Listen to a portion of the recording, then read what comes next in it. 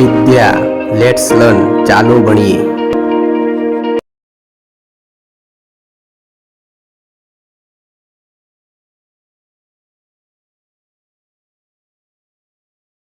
નમસ્કાર। વાયુને આપણે જે હવા છે, વાયુ છે, જોઈ શકતા નથી, એને અનુભવી શકીએ છીએ। તો આ જે હવા છે એનો આપણે જ્યારે પંખો ચાલુ કરીએ અને પવન આવે, કપડા સુકાતા હોય ને આમ લહેરાય પવન આવે, ધૂળ ઉડે, બાર જે ઝાડ હોય લીમડો પીપળો એના પાના હલે, આવું જ્યારે થાય ત્યારે આપણને હવાનો અનુભવ થાય છે। તો આ જે હવા છે એ પારદર્શક છે। આપણે આજે એક એવી પ્રવૃત્તિ કરીશું જેમાં જે વાયુ છે, હવા છે એ આપણને દેખાય, અને એ પ્રવૃત્તિનું નામ છે વાયુને પાત્રમાં ભરવું। હવાને પાત્રમાં ભર્યું। અત્યારે આ બીકર છે તો એ બીકરની અંદર કશું ભરેલું નથી, પણ એની અંદર હવા છે, અંદર હવા છે, પણ એ આપણને દેખાતી નથી। પણ આપણે વાયુને પાત્રમાં ભરો એ પ્રવૃત્તિ કરીશું તો આની અંદર આપણને એ વાયુ દેખાશે।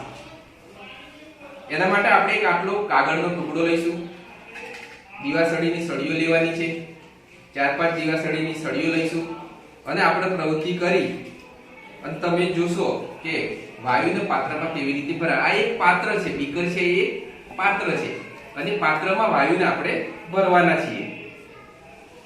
તો હું તમને પ્રવૃત્તિ કઈ રીતે કરવાની છે એ શીખવાડીશ, પછી તમારે પ્રવૃત્તિ કરવાની છે। તો આપણે આ જે દીવાસળીની સળીઓ છે એ દીવાસળીની સળીઓને નજીક લાવીએ, આ કાગળની અંદર આમ ગોઠવી અને કાગળને ગોળ ગોળ વાળવાનો છે। જ્યારે ગોળ વાળો ત્યારે આ પાછળવાળો ભાગ છે ખુલ્લો રાખવા માટે આપણે એની અંદર એક પેન અથવા તો પાતળી પેન્સિલ એને આપણે મૂકી દઈશું, એટલે એટલો પાછળનો ભાગ જે છે એ ખુલ્લો રહેશે। પેન અથવા તો પેન્સિલ આ રીતે મૂકીશું અને દીવાસળીની સળીઓ મૂકીશું। જોઈ લો આ રીતે ફોટો પાડી લેવાનો।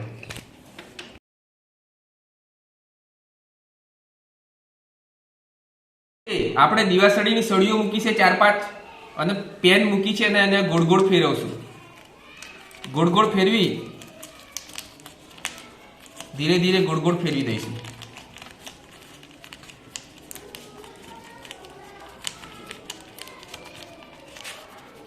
અને પછી ધીમે રહી અને પેનને કાઢી લઈશું અને આગળનો ભાગ છે જે દીવાસળીની સળીઓ વાળો ભાગ એને થોડોક આમ કરી દઈશું, એટલે અને દીવાસળીની સળીઓમાંથી જે સળગાવાની છે એને, અને એ પાત્રમાં ધુમાડો જે વાયુ છે એ ભેગો થશે, એ તમારે જોવાનું છે।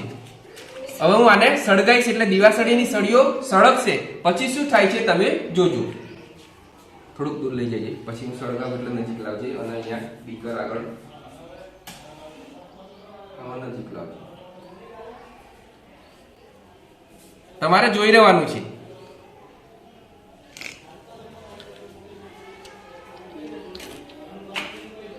નજીક ઉભા રહો એટલે પવન ના લાગે।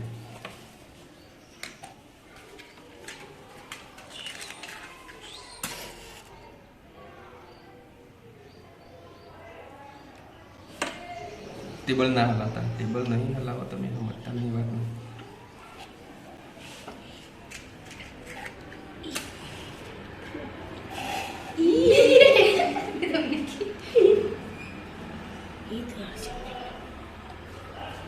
चलो ओके।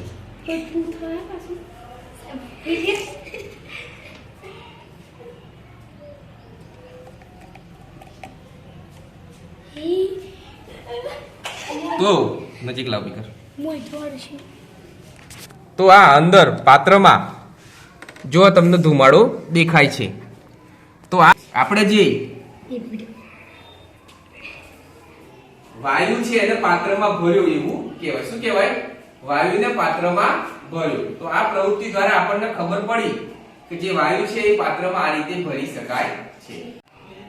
પાત્રમાં હવા ભરવાની પ્રવૃત્તિ, એમાં આપણે બીજી એક પ્રવૃત્તિ કરીએ કે આપણને ખબર છે સામાન્ય રીતે કે ધુમાડો જ્યારે આપણે ઘરે ચૂલો સળગાવતા હોય તો લાકડા જ્યારે સળગે ત્યારે ધુમાડો થતો હોય છે. આપણે આ દીવાસળીને સળગાવીએ તો પણ સળગતી વખતે થોડોક જો એ ધુમાડો થયો તો એ વાયુ જે છે એ વાયુને પાત્રમાં ભરવાની પ્રવૃત્તિમાં આપણે અગરબત્તી એને સળગાવી અને પાત્રમાં ધુમાડો ભરીશું. તમારે જોઈ લેવાનું છે. અગરબત્તીને હું સળગાવું છું, નજીક લાવી.